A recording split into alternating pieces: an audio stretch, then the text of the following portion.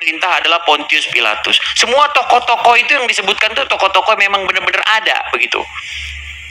Ya kan? Siapa imam besar yang berkuasa pada waktu itu? Disebutkan, ya. Bukti-bukti tertulisnya seperti surat-surat Rasul Paulus kepada jemaat di sini, surat Rasul Paulus kepada itu ada bukti-bukti sejarahnya. Manuskrip-manuskripnya masih bisa kita masih bisa kita dapatkan.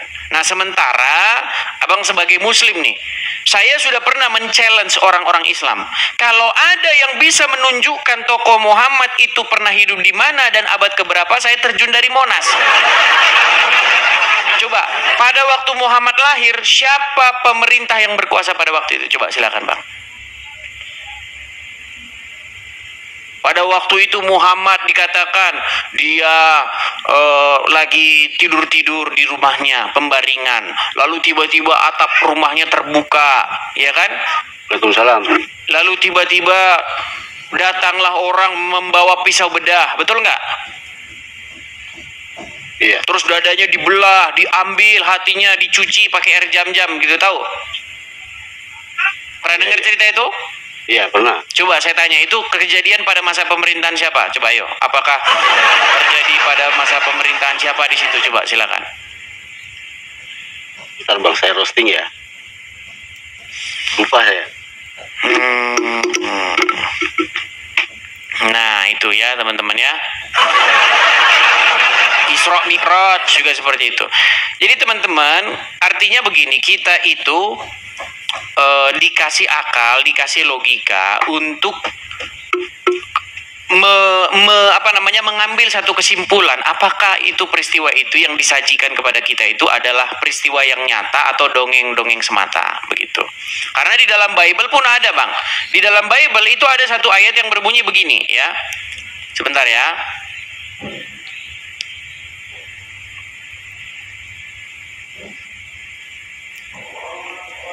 Di dalam Bible itu ada satu nubuatan tentang apa yang akan terjadi ya teman-teman ya. Nah ini salah satunya ini. Nih, di dalam 1 Timotius 4 ayat yang ke 7 ya Bang ya, saya bacakan 1 Timotius. Kita mulai dari ayat yang ketiga nih ya. Nih. Mereka itu ini ya, karena semua orang yang diciptakan Allah itu baik dan satu pun tidak ada yang haram dan dapat diterima dengan syukur, sebab semuanya itu dikuduskan oleh firman Allah dan oleh doa dengan selalu mengingatkan satu hal dan seterusnya. Nah ini ya, tetapi jauhilah tahayul dan dongeng nenek-nenek tua, latihlah dirimu beribadah, latihlah badanmu dan seterusnya. Jadi memang kekristenan itu Bang, itu dibangun atau lahir dari sebuah peristiwa sejarah begitu, bukan lahir dari pada suatu hari di gua yang gelap, ya kan, adalah seseorang begini. Nah, kapan kejadiannya? Nah, ditanya gitu nggak tahu kapan kejadiannya, begitu Bang. Seperti itu. Jadi abang ini masih muslim? Muslim. Apa yang membuatmu ragu-ragu tentang agama Islam, Bang? Selama saya ikut acaranya Bang Edis ini, saya lihat kok menarik gitu loh. Apakah Anda percaya bahwa Abang percaya nggak bahwa sosok Muhammad yang Anda selama ini percaya itu sudah dilebih-lebihkan, sudah diceritakan secara berlebih-lebih sehingga jadi terkesan dongeng atau legenda begitu? Mana ya, kalau mau bilang dongeng iya, kalau bilang legenda juga iya. Bilang dongeng juga iya, legenda juga. Salah satu begini Bang, salah satu cerita tentang Muhammad yang sangat cetar membahana itu, dadanya itu dibelah, kemudian diambil dadanya itu, isi dadanya itu diambil dan dicuci dengan air jam-jam katanya. Abang tahu itu? Nah, ketika dicuci dengan air jam-jam, dicuci kemudian dimasukkan kembali, kemudian dimasukkan ke dalam dadanya itu iman, kebajikan begitu. Pernah dengar cerita itu sebelumnya? Pernah dengar? Belum. Belum pernah dengar. Nah, itu salah satu sepenggal kisah tentang Muhammad, Bang. Nah, itu kisah itu pernah saya obrolin dengan banyak orang Islam, dan sebagian besar dari mereka itu nggak percaya cerita itu hanya omong kosong. Menurut teman-teman yang pernah saya ajak cerita ini. Karena begini, bagaimana jalan ceritanya? Iman dan kebajikan itu jika dimasukkan ke dada, dadanya harus dibelah. Berarti semua orang yang belum beriman ketika ingin dimasukkan iman ke dalam dadanya harus dibelah juga. Padahal kita tahu iman itu adalah sebuah sesuatu yang bukan barang yang konkret, gitu loh. Bukan barang yang betul-betul nyata, tetapi sesuatu yang sifatnya itu abstrak begitu. Tidak ini. Bukan barang yang bisa dipegang begitu. Seperti itu, Bang. Jadi intinya gini, kalau abang masih mencari kebenaran, udah ragu-ragu dengan agama Islam, ya abang pelajari dulu ya, apakah Islam itu dibangun di atas dongeng-dongeng semata, ataukah Islam itu dibangun di atas sejarah? Ya, karena banyak cerita-cerita dalam agama Islam yang orang Islam sendiri nggak percaya, bahkan dia nggak percaya. Banyak loh orang Islam yang nggak percaya tentang cerita-cerita tentang orang Islam. Contoh, katanya Muhammad bilang setan itu kencing di telinga. Itu yang menyebabkan orang nggak bisa bangun pagi. Pernah dengar cerita itu? Terus setan katanya tidur juga di hidung. Itu banyak orang-orang Islam yang nggak percaya itu, dan itu sudah banyak di konten-konten di YouTube. Seperti Ade Armando bilang banyak cerita-cerita aneh tentang agama Islam. Contoh, setan katanya makan pakai tangan kiri. Setan itu makan dan minum tapi pakai tangan kiri, dia gini. Abang percaya?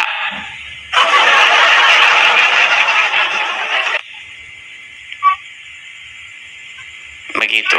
Oke lah, Bang, intinya kalau Abang masih mencari ini, Bang, Matius 5 ayat 3 ini saya kurang paham maksudnya apa ini. Apa itu bunyinya? Coba dibacakan. Maka datanglah kepadanya penduduk dari Yerusalem, dari seluruh Yudea, dan dari seluruh daerah sekitar Yordan. Ini apakah mereka ini berlain agama dengan agama Kristen, kok sudah datang ke sana gitu maksudnya? Iya, pada waktu itu begini, Bang. Yesus itu pada waktu itu adalah sebuah tokoh yang sangat fenomenal. Dia menyembuhkan banyak orang, dia mengajar dengan kuasa, tidak seperti ahli-ahli Taurat atau ahli-ahli agama orang Yahudi. Sehingga banyak orang tertarik mendengar ajaran Yesus seperti itu. Makanya baca saja, Bang. Dibaca saja Injil itu ya, dari Matius sampai Yohanes, teman. Abang baca sampai selesai. Nanti kalau abang kurang paham atau tidak punya pertanyaan-pertanyaan, boleh. Tapi dibaca dulu. Jangan belum dibaca tapi udah nanya-nanya. Baca dulu sampai selesai, begitu. Seperti itu, Bang. Dan Injil itu memang diberitakan kepada segala bangsa, seperti itu. Nah, saya sudah melakukan kajian yang sangat mendalam. Saya sudah baca Injil sampai selesai, Bible, saya sudah baca Al-Quran. Memang kesimpulan saya, Bang, sulit bagi saya untuk tidak mengatakan bahwa Al-Quran itu melakukan plagiatisme terhadap Bible. Begitu. Sulit bagi saya untuk tidak mengakui itu. Karena ketika kita baca isi Quran, itu sebenarnya isi Quran itu sudah ada di dalam Bible.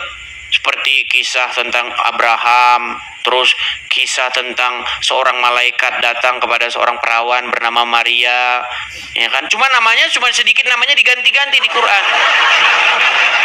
Maria atau Miriam ya diganti jadi Maryam.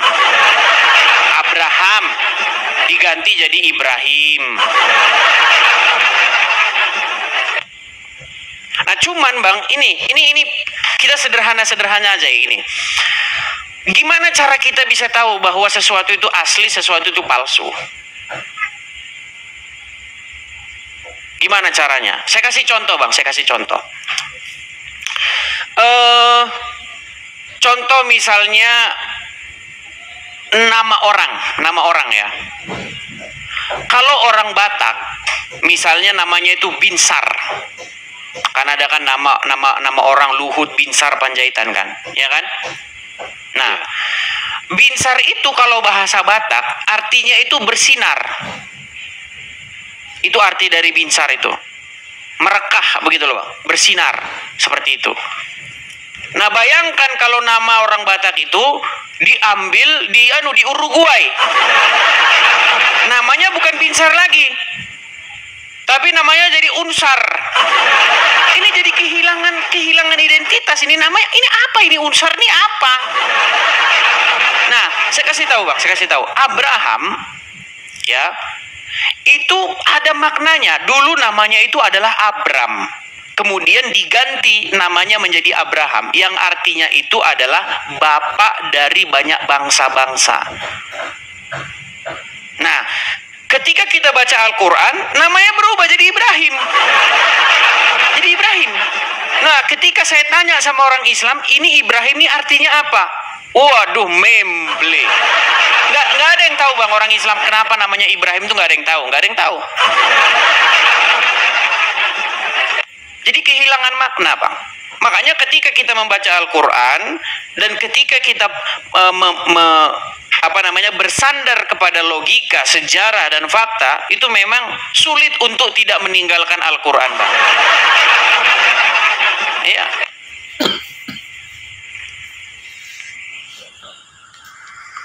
Sulit begitu. Karena saya pernah bilang dulu yang saya sebut dengan teologi maling. Apa itu teologi maling? Teologi maling itu adalah sebuah konsep teologi yang Anda dapatkan dari agama lain, tetapi Anda nggak tahu kenapa itu ada di agama Anda. Contoh aja saya kasih tahu tentang sunat. Abang sunat kan, Islam kan? Ya. Coba saya tanya sama abang, sunat itu biar ngapa dan kenapa? Itu kan sunat. Iya, kenapa dan biar ngapa coba? Kenapa orang Islam kok ikut-ikutan sunat? Biar ngapa dan kenapa? Nggak tahu kan? Ya. Ya nggak tahu Bang. Karena memang dipertanyakan ini kenapa orang Islam ini kok ikut-ikutan sunat? Tapi dia nggak tahu kenapa dia sunat. Katanya biar sehat, biar bersih. Loh. Masa sunat biar sehat, biar bersih? Aduh, bener-bener ini kan ngaco betul gitu loh. Sunat itu, Abraham itu disunat karena Tuhan mengadakan perjanjian dengan Abraham. Nah, tanda perjanjian itu adalah sunat itu. Jadi sunat itu adalah sebuah materai atau bekas bahwa Tuhan tuh pernah berjanji. Gitu loh. Kalau kita punya janji Bang, kita itu harus punya tandanya, tanda bahwa kita berjanji. Contoh, kita janji nih, jual beli tanah. Kan ada bekasnya itu. Ini loh, buktinya, materainya kita pernah berjanji nih. Bahwa tanggal sekian, ini, saya terjadi perjanjian antara saya dan kamu. Ini tandanya, materainya. Nah, sunat itu begitu. Tanda perjanjian. Nah, datang Islam, sunat biar bersih. Aduh, berat nih Bang. Dan sunat itu Bang, sunat itu adalah suatu brit milah atau perjanjian yang dilakukan kepada laki-laki berumur 8 hari. Nah, orang Islam sunat 12 tahun. Memang sulit Bang, sulit. Gitu loh Bang. Jadi ketika saya membaca Al-Quran, itu memang sebenarnya nggak ada hubungannya Islam ini dengan Yahudi maupun Nasrani. Tapi kalau menghubung-hubungkan diri, nah ya begitu, mengait-ngaitkan diri seperti itu. Contoh misalnya tentang agama Muhammad. Apa agama Muhammad sebelum dia masuk Islam dan Kristen? Islam. Iya, sebelum Islam dia agama apa? Islam. Sebelum Islam kok Islam gimana nih? kasih contoh gini loh bang. Kan Muhammad tuh dia berbicara tentang Tuhan, ya kan? Lah agamanya dianya apa? Waktu dia ngomong Tuhan tuh yang dimaksud apa? Makanya waktu dia ngomong Tuhan, itu dia merujuk kepada Tuhannya sukunya dia, suku Quraisy. Sama seperti gini loh bang. Ada Kristen, ya kan? Kemudian ada Islam, kemudian ada Hindu, bertiga ngobrol. Ketika orang Kristen ngomong Tuhan, pasti yang dimaksud bukan Tuhannya orang Hindu, bukan Tuhannya orang Islam. Nah, ketika orang Islam ngomong, mari kita berdoa kepada Tuhan, pasti yang dimaksud orang Islam bukan Tuhannya orang Kristen. Nah, sama bang, ketika Muhammad bilang Tuhan, sedangkan dia bukan Yahudi, bukan Nasrani, dia merujuk ke Tuhan yang mana ini? Gitu. Karena Tuhan setiap agama itu beda-beda, itu loh bang. Banyak ngomong tangkap katanya, ngomong di bawah, tangkap penistaan katanya. Naik kemari, gitu loh. Kamu punya ilmu apa? Apakah kamu pernah mendalami agama Islam? Apa kamu pernah mendalami Bible? Coba ada nggak backgroundmu tentang itu? Bilang tangkap. Coba apa arti nama Ibrahim? Coba. Ada nggak tahu orang Islam? Pasti nanti tafsir bebas. Israel, nama Israel aja di dalam Al-Quran, itu orang Islam gak ada yang tahu bang, selain ngeraba-raba. Apa itu Israel? Satu bilang yang diperjalankan, satu bilang yang ini, satu bilang yang pusing. Gitu loh bang. Intinya saya pesan kepada Anda, pelajarilah bang, jangan ikut-ikutan. Orang boleh bilang begini, bilang begitu, tapi yang jelas kita itu mencari Tuhan itu harus benar-benar dari kesadaran kita sendiri. Di dalam Bible ada dikatakan, barang siapa yang mencari aku, maka aku akan menunjukkan kepadanya. Bible ya berapa kan? itu bang? Apa? Bible berapa itu ayatnya? Baik, saya kasih tahu ya. Nih, saya tahu nih. Saya kasih dengan sabar ya bang ya. Ya.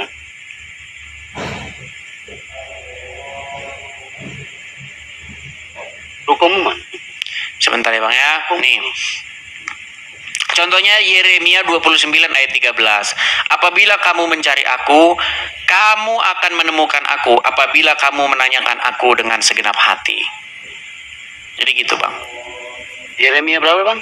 Yeremia 29 ayat yang ke-13.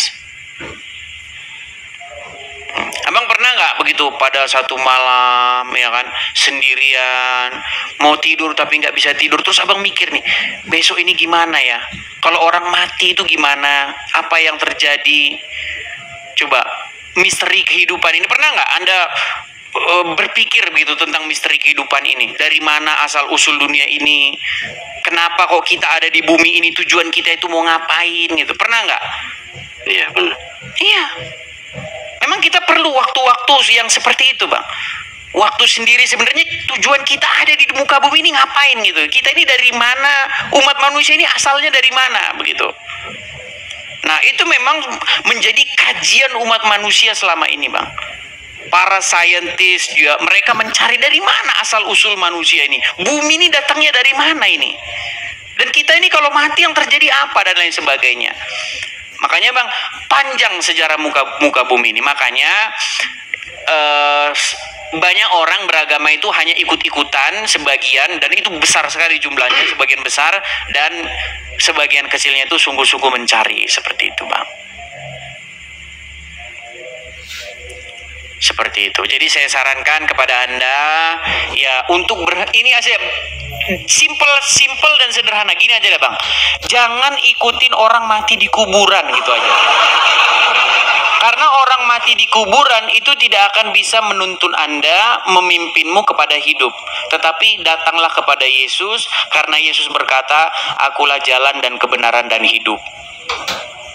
Begitu bang. Seandainya, dan Paulus juga mengatakan dalam suratnya kepada jemaat di Korintus, seandainya Yesus tidak bangkit, maka kita ini menjadi orang Kristen itu menjadi orang yang paling malang di dunia ini. Seandainya Kristus tidak bangkit. Tapi karena kami percaya bahwa Yesus bangkit, maka kami punya harapan, Bang, tentang misteri yang selama ini dipikirkan oleh umat manusia. Tuh, kemana kita setelah kita mati? Seperti itu, Bang. Karena nggak ada jawaban, Bang, dari agama Islam, nggak ada jawaban. Karena Muhammad sendiri, Bang, sampai sekarang masih di kuburan. Jadi memang nggak ada jawaban itu. Jadi kebangkitan di dalam agama-agama lain itu nggak ada kebangkitan. Kebangkitan itu hanya cerita omong kosong kalau di dalam agama lain. Tapi di dalam kekristenan, kebangkitan itu adalah sebuah fakta dan kenyataan. Dan itulah yang kami yakini dan kami percaya.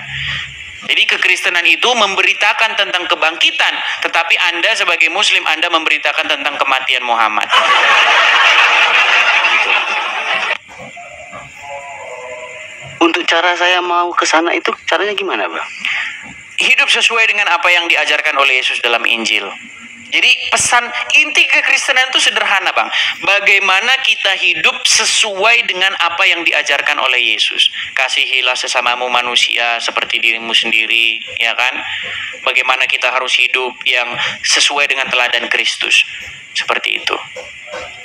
Nah, dengan cara demikian, dan kita menanti-nantikan akan kedatangannya lagi yang kedua, sesimpel itu. Begitu. Anda tidak menyampaikan diri Anda dengan gini, terus begini, begitu. Itu buat apa gitu loh. Pernah nggak Anda mikir gitu, saya ini ngapain sih sebenarnya kok saya harus gini, terus gini. Coba Anda pernah berpikir sedalam itu nggak? Teman-teman saya, Bang, udah banyak, Bang, yang udah capek dia sholat ya. Udah capek dia. Saya ngobrol dari hati ke hati loh. Suatu saat dalam satu perjalanan ya, saya ngobrol sama dia. Bro, lu nggak capek bro sholat gitu terus? Dia bilang capek bro, capek gitu. Capek dia sholat itu. Kadang-kadang dia cerita itu, kadang-kadang ini juga ngapain ya? Kok gini terus begini? Ini maknanya apa gitu? Seperti itu. Dan itu banyak, Bang. Yang tadinya dia rajin sholat, tiba pada suatu masa dia udah capek. Dia nggak menemukan sesuatu yang baru di dalam ritualitasnya itu. Makanya bangun pagi-pagi cuci tangan, embus hirup air kan, hirup air 3 kali begitu kan. Gitu kan? Karena ada setan katanya tadi malam di situ tidur. Dicuci, besok datang lagi setannya. Dicuci lagi, besok datang lagi setannya, datang lagi. Begitu, Bang. Coba nih, saya kasih satu gambar nih. Kasih satu gambar yang bagus sama Bang nih ya. Contohnya ini, Bang. Ini sudah pernah saya bahas dulu. Nah ini bagaimana cara kalian duduk nih. Ini, Bang, saya pernah tanya ini sama orang Islam ini. Kenapa duduknya harus begini? Yang satu duduknya harus begini, ada apa? Apakah kalau selip sedikit maka Tuhan jadi murka atau bagaimana gitu? Kenapa seolah-olah Tuhan Anda kok ngeliatin kaki gitu? Makanya pernah saya bilang, Bang, Tuhan di dalam Bible itu nggak ngeliatin kaki orang. Ketika Anda datang kepada Tuhan, Anda membawa hati Anda yang tulus kepadanya. Datang kepada Tuhan dengan hati. Jadi Tuhan di dalam Bible melihat hati, dan Tuhan di dalam agama Anda ngeliatin kaki. Banyak orang Muslim bilang, saya kalau menghadap Tuhan ya, saya harus cuci tangan. Saya harus membasuh wajah saya begini. Loh, di dalam agama Kristen itu nggak bicara mengenai ritualisme, enggak. Di dalam agama Kristen itu berbicara mengenai hati dan jiwa. Bagaimana datang kepada Tuhan itu membawa hati. Kalau di dalam agama Anda, coba, apakah peduli dengan hatimu yang bersih? Coba.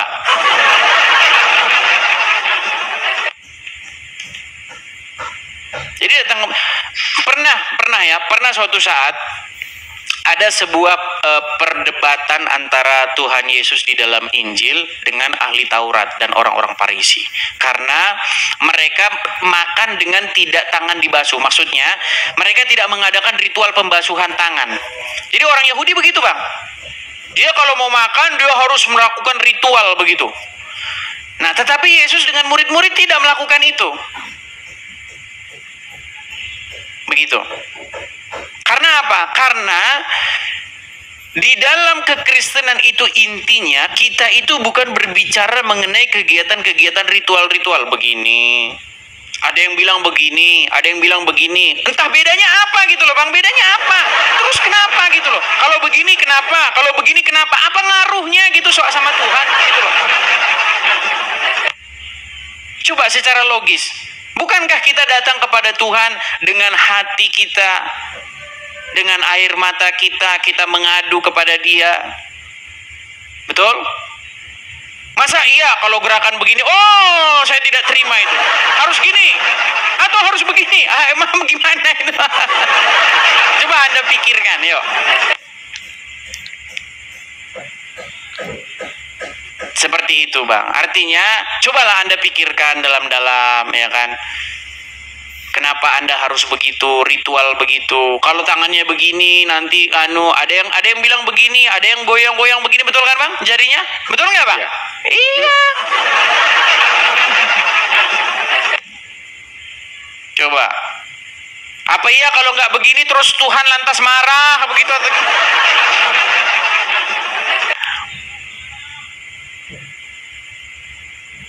Gitu loh, Bang. Apa iya kalau misalnya Anda misalnya datang kepada Tuhan, kalau kaki Anda nggak begini, nanti nggak diterima, harus geser dikit begini, ini buat apa gitu loh? Coba hati Anda menjawab tuh, biar ngapa gitu, coba. Ini saya pernah tanya, Bang, udah banyak orang Islam saya tanya tentang ini nih. Kenapa harus begini? Satunya harus didudukin di begini, satunya harus ditekuk begini, dan satunya begini lagi, beda lagi. Ya kan? Kan beda nih, Bang. Iya. Saya tanya orang Islam, gua ada, Bang, muter jawabnya. Miu, macam ambulan udah. Muter. Nggak ada yang tahu, Bang. Nggak ada yang tahu. Padahal ini adalah satu pilar utama dalam agama Islam, yaitu sholat, tiang agama itu. Bayangkan, Bang, soal tiang agama, soal pilar dasar agama Islam, orang Islam nggak tahu, Bang, nggak tahu. Selain daripada ngarang bebas, Bang. Kalau ngarang bebas tahu. Ini saya tanya begini nanti, Bang, jawabannya pasti ngarang bebas. Saya tanya dalilnya, kalau ada dalilnya saya terjun dari Monas, Bang. Terjun dari Monas. Kalau ada disebutkan ini dalilnya di Quran, Bang. Makanya saya sudah pernah bilang, Bang, ada satu statement dari saya. Gini, Bang, ya. Ini memang agak gimana ya, nih. Saya pernah bilang kalau ada ya, Bang, ya. Kalau ada orang Islam yang datang ke sini mereka percaya ini, Bang. Mustahil, Bang. Mustahil saya bilang. Kalau ada orang Islam datang kemari dia percaya Quran, saya lompat dari Monas, Bang. Termasuk Anda tidak percaya Al-Quran sebenarnya. Begitu. Oke, Bang. Gini. Saya kan cuma tahu baca tapi nggak tahu artinya, Bang. Iya, kebanyakan orang Islam bisa begitu.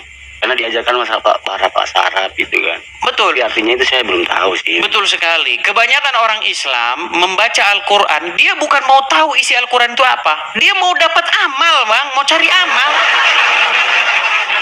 Dia mau cari pahala. Jadi ketika nanti baca Quran dapat pahala, walaupun nggak tahu isinya apa. Ya kan? Iya. Alif Lam Mim zalikal kitabu la raiba fihi hudal lil muttaqin. Nanti waktu begitu, yang barusan kamu baca apa artinya? Kagak tahu. Yang penting saya dapat pahala, dapat amal. Loh. Ya memang pantesan Anda tidak tahu isi Al-Quran karena motivasi Anda membaca Al-Quran bukan mau tahu isinya. Begitu. Itu fakta, Bang, nggak bisa kita ingkari. Kalau Abang nggak percaya, coba survei. Tanya orang Islam. Abang Islam kan? Coba waktu baca Al-Fatihah gimana? Coba baca. Al-Fatihah. Bismillahirrahmanirrahim. Alhamdulillahirabbil alamin. Arrahmanirrahim. Maliki yaumiddin. Iyyaka na'budu wa iyyaka nasta'in. Ihdinas siratal mustaqim. Oke, stop. Ihdinas siratal mustaqim itu apa artinya? Nggak tahu kan? Hah? Nggak tahu. Tiap hari bang, tiap hari Anda dalam sholat mengucapkan apa? Ihdinas siratal mustaqim. Setiap hari kan? Artinya tahu nggak itu apa? Apa? Google dulu kan? Artinya itu adalah bang, tunjukkanlah kami ke jalan yang lurus. Itu artinya bang. Tiap hari bang Anda minta-minta ditunjukkan jalan yang lurus. Tiap hari. Sampai sekarang belum dikasih tahu jalan yang lurus. Boleh dikasih tahu belum bang jalan yang lurus? Coba. Betapa banyaknya orang Islam sholat, tapi dia tidak tahu apa yang diucapkan. Di dalam Al-Quran ada satu ayat yang berbunyi begini. Janganlah kamu sholat. Nih ya, ada satu ayat Quran yang mengatakan, janganlah kamu sholat sampai kamu mengetahui apa yang kamu ucapkan. Nih ya. Sebentar, saya bukakan Qurannya. Itu ada di dalam Quran surat An-Nisa ayat yang ke-43. Saya bacakan ya bang ya. Saya bacakan. Wahai orang yang beriman, janganlah kamu mendekati sholat ketika kamu dalam keadaan mabuk sampai kamu sadar apa yang kamu ucapkan. Al-Quran. Coba bukakan An-Nisa nomor 43. Ya, jangan kamu sholat dalam keadaan mabuk. Ya, wahai orang yang beriman, janganlah kamu mendekati sholat ketika kamu dalam keadaan mabuk sampai kamu sadar apa yang kamu ucapkan. Nah sementara orang Islam banyak bang sholat tidak sadar apa yang diucapkan. Ditanya apa arti ihdinas siratal mustaqim, kagak tahu. Bukankah itu sama seperti seorang sholat dalam keadaan mabuk?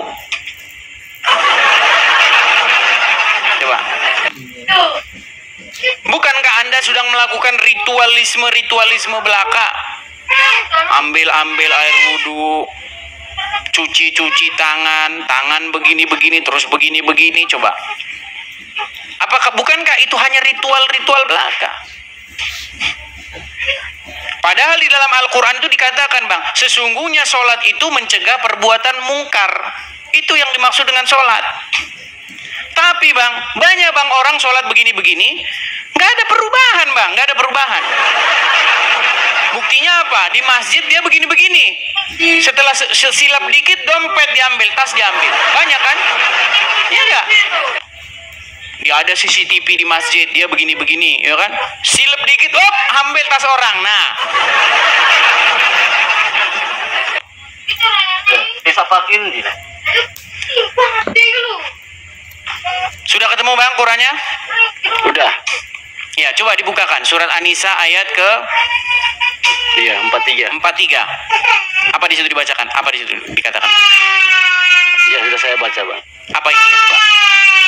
Ini apa?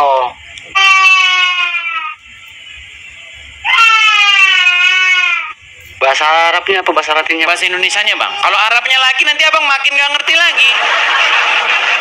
Wahai orang yang beriman, janganlah kamu mendekati sholat ketika kamu dalam keadaan mabuk sampai kamu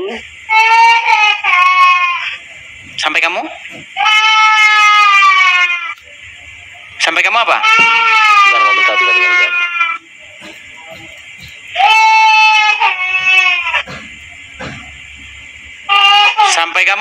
Sampai kamu sadar apa yang kamu ucapkan, dan jangan pula kamu menghampiri masjid ketika kamu dalam keadaan Junub maksudnya bang. Junub.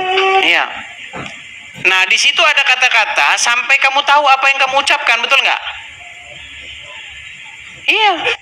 Coba tanya sama orang Islam di Indonesia, apa arti ihdinas siratal mustaqim? Tahu. Siratal ladzina an'amta alaihim, betul? Iya. Coba tanya artinya apa? Nggak tahu juga bang, banyak yang nggak tahu bang.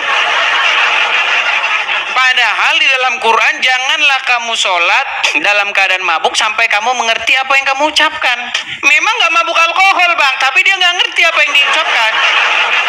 Nggak ngerti. Termasuk Anda tadi saya tanya apa arti ihdinas siratal mustaqim, nggak tahu kan?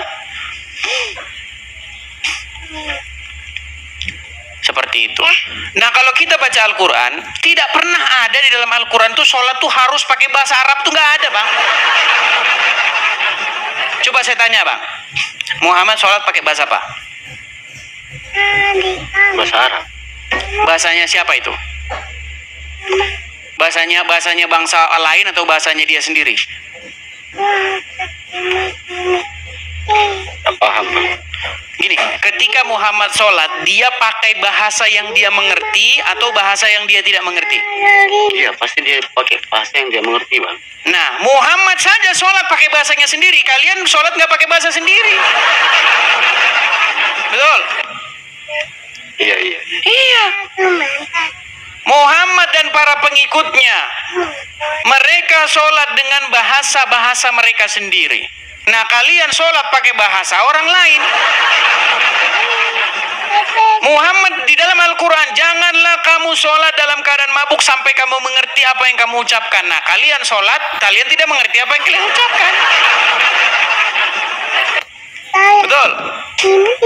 Coba di Quran mana ada sholatlah kalian pakai bahasa Arab, kalau nggak bahasa Arab nggak sah. Di mana?